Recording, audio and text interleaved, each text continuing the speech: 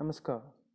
आज हम देखेंगे कि सीपीयू का फ़ैन कैसे निकाला जा सकता है। इस फ़ैन को डिसअसेंबल करना मुश्किल है, तो देखते हैं कैसे करना है।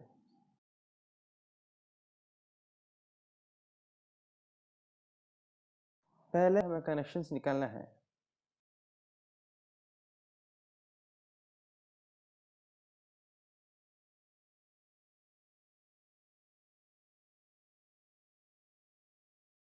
इस एरो को देखिए, ये एरो बाहर की ओर है।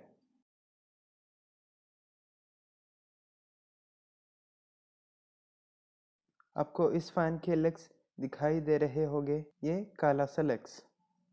इससे हमें पता चल रहा है कि फ़ैन मदरबोर्ड पर फिक्स्ड है।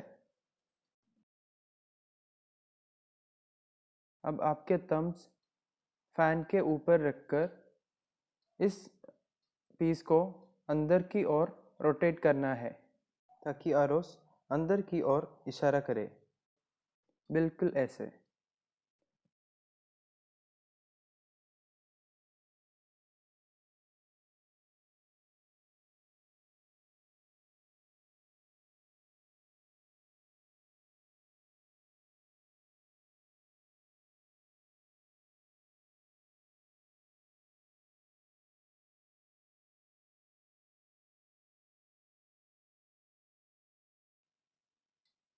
फिर अपने दोनों थंब्स फैन के ऊपर रखकर डायगोनली प्लेस्ड लॉक्स को निकालने हैं, ऐसे।